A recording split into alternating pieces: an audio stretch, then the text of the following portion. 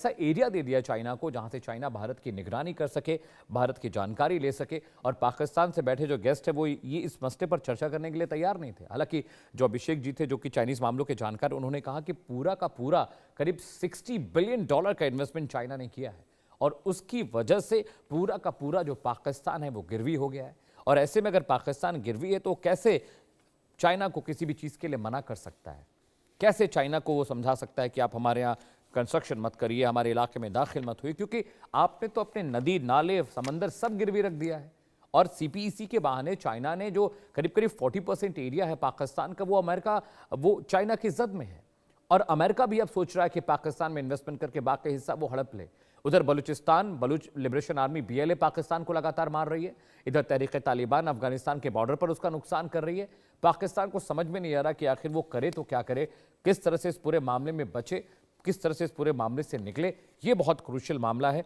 और आज जिस तरीके से ये खबर आई, और चाइना बहाना क्या कर रहा है, चाइना ये कह रहा है कि हम सिर्फ उइगर मुसलमानों से बचाव के लिए, आतंकवादियों से बचाव के लिए ये हमने काउंटी ये बनाकर रखी है सिक्योरिटी पर्पज से। लेकिन असल मसला ये है कि वो भारत की निगरानी करना चाहता है, भारत के बहुत करीब पहुंचना चाहता है, ताकि वो देख पाए कि पाक ऑक्युपाइड कश्मीर से जो कश्मीर का इलाका है उसकी निगरानी चाइना नहीं कर पाता है, क्योंकि वो अक्साई चीन में है, वो लेह लद्दाख में है, वो अरुणाचल बॉर्डर पे है। अब वो यहाँ भी हमारे बहुत करीब आ जाएगा। और स्ट्रैटेजिक ये मूव है, क्योंकि पाकिस्तान उसे कभी मना नहीं करेगा, लेकिन भारत की संप्रभुता के लिए बहुत।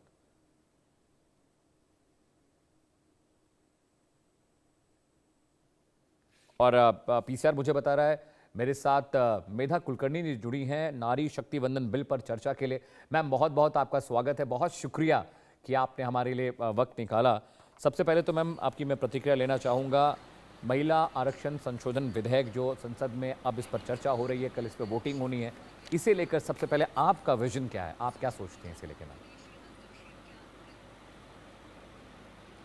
मैं हृदय से आभार प्रदर्शित करना चाहती हूँ माननीय नरेंद्र जी मोदी जी का, क्योंकि इन्होंने बरसों से की गई मांग जो थी, महिलाओं का आरक्षण होना चाहिए राजनीति में, विधानसभा और लोकसभा में 33%, इस मुद्दे को सामने लाकर न्याय दिया है। और मुझे लगता है कि उनका ही ये नेतृत्व है कि जो ये कर सके, तो अच्छा काम महिलाएं कर सकेगी। जैसे कि लोकल सेल्फ गवर्नमेंट में वो आज काम कर रही हैं, बहुत सारे क्षेत्रों में 50% का आरक्षण लोकल सेल्फ गवर्नमेंट में है, तो उन्होंने बहुत अच्छी भूमिका अपनी उस क्षेत्र तक निभाई है। लेकिन आगे जाकर अगर उनका नेतृत्व उभर कर आया है, समाज के प्रति संवेदना रखने वाली और नेतृत्व गुण होने वाली ऐसी महिलाओं को अब आगे जाके विधानसभा में और लोकसभा में न्याय मिलेगा, नेतृत्व का समान अवसर मिलेगा।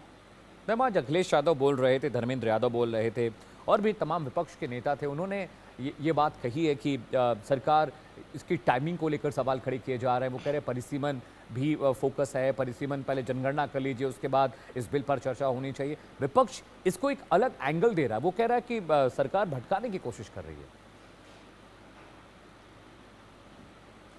तो मुझे लगता है कि यार ये मुद्दा जो है राजनीति करने का मुद्दा नहीं है जी।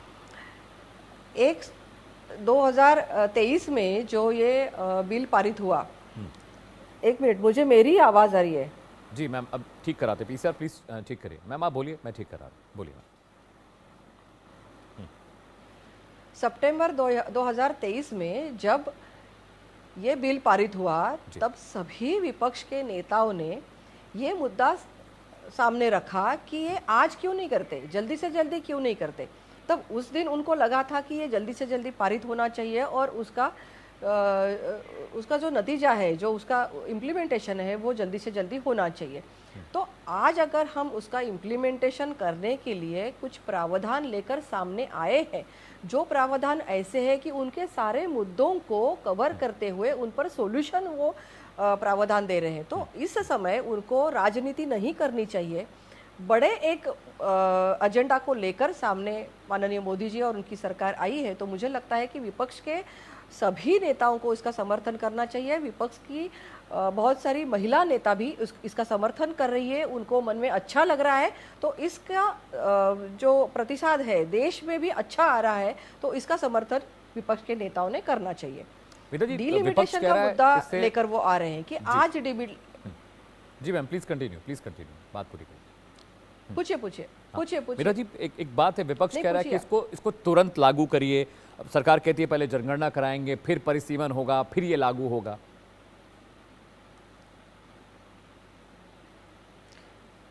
तो विपक्ष क्या चाहती है? जनगणना के अनुसार डिलिमिटेशन हो कि ना हो? मतलब इतना कॉन्ट्रेडिक्टरी। मैं आज लोकसभा के बहुत सारे नेताओं का भाषण सुन रही थी विपक्ष के। इनके भाषण इतने कॉन्ट्राडिक्टरी थे। मतलब एक जगह वो बोल रहे हैं कि लोक संख्या के जनसंख्या के अनुसार डिलिमिटेशन होना चाहिए।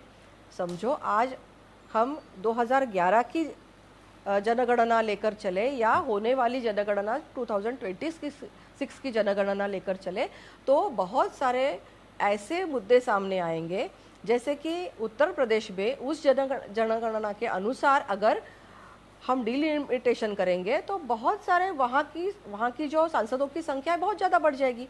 आज ही जो फॉर्मूला हम लेकर आए हैं, जहाँ नॉर्थ और साउथ दोनों का संतुलन बनाए रखेगा। आज साउथ में जो रेशो है, उनका कंट्रीब्यूशन जो है वो 23.7% का है।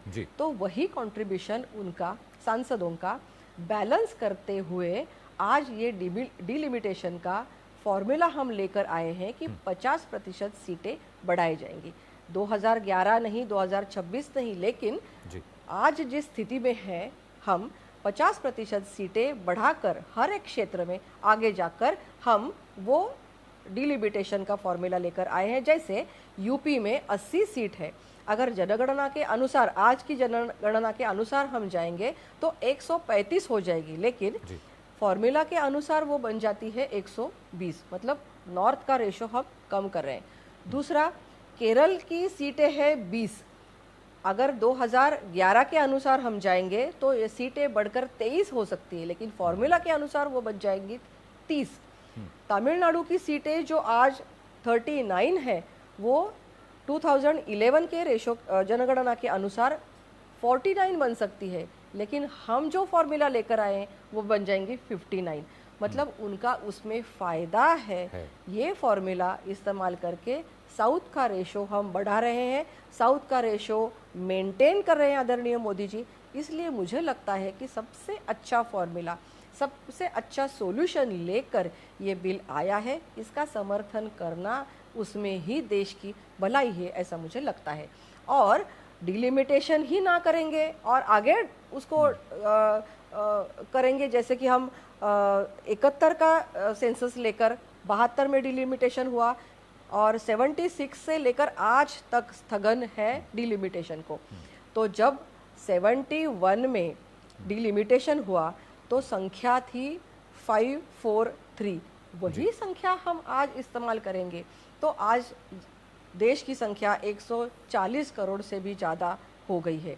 81 में सेंसस हुआ, 91 में सेंसस हुआ, फिर भी डिलिमिटेशन नहीं हो पाया। तो वही संख्या लेके आज हम अगर सामने आएंगे 33% आरक्षण लेकर, तो किसी को भी न्याय मिलने वाला नहीं है। इसलिए ये डिलिमिटेशन इस फॉर्मूला के साथ करना बहुत अच्छा सॉल्यूशन है। मीरा जी, बहुत बहुत शुक्रिया हमें वक्त देने के लिए, इंडियन न्यूज़ पर आने के लिए, और बहुत शुभकामनाएं इस नए बिल के लिए आपको और आपकी पार्टी को भी। प्रियंका गांधी संसद में कुछ कह रही, महिला आरक्षण संशोधन विधेयक बिल को लेकर। आई सीधे आपको वहीं लिए चलते हैं। उन्होंने कहा सदन को ये